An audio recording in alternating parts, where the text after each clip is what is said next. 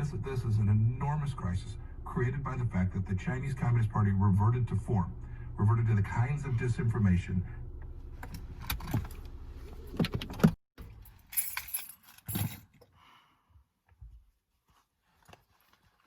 My fellow Americans, I am sheltering in place as of today. It's a simple revolution to resist the terrifying prospect of being a canary in the coal mine of your virus. You can scream or shout, wave your medical degrees, PhDs, or citizenship papers in their face, but nobody will come to rescue you from the shape-shifting law of xenophobia. Not Jesus, nor Krishna, nor Buddha, nor Muhammad. Money is the grand wizard, and greed, the trickster in a three-piece suit, happy to make you his slave. No matter how much gold he has, he will always double what he needs. You might think it's too late to avenge Indian killers who wiped out the Osage for a shiny rainbow of petroleum on a rippling creek. I'd as soon scalp the plastic head of the snake to avenge the Sioux at Standing Rock for reasons too numerous to count, from the Battle of Little Bighorn and Wounded Knee.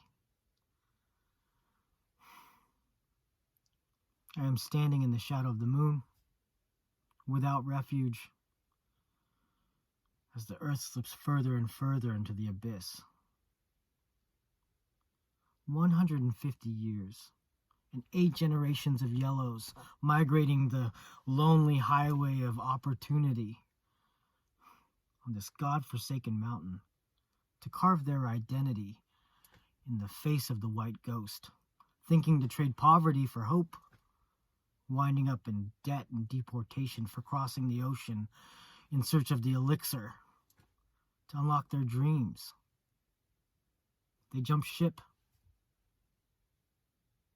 dug the Central Pacific, dredged swampland, and scoured toilets. No amount of incense could ward off the devil of despair.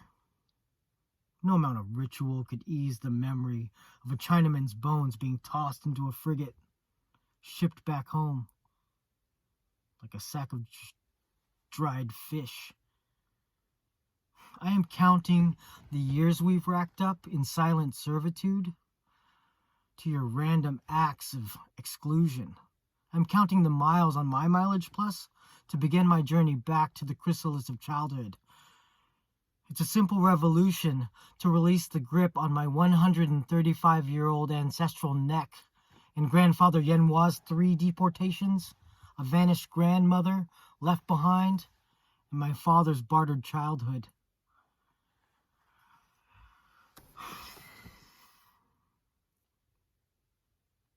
We are what we've become. Who can change that? The past and the future are bequeathed to us in the flesh and blood of our young. Time is the train our fathers built, and the train that left them behind. No one shipped the bones or the ashes of the 50 or so Chinamen massacred at Rock Springs back to China. Their ghosts still mine these hills. You can see them on a cold winter night with their pickaxes frozen in their blistered hands.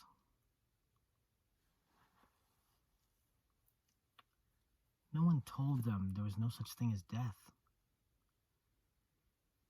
They taught us to fear our shadows, not knowing that all journeys continue without beginning or end. They taught us to survive,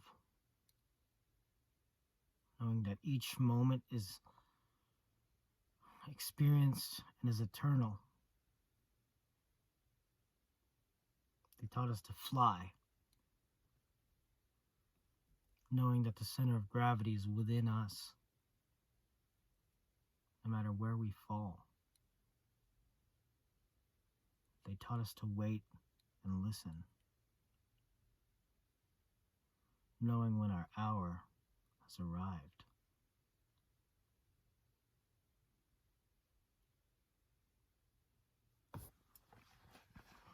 I am sheltering in place for the long haul. It's a simple revolution to resist the terror and defeat of our children. If the canary doesn't sing, know it's you who's lost.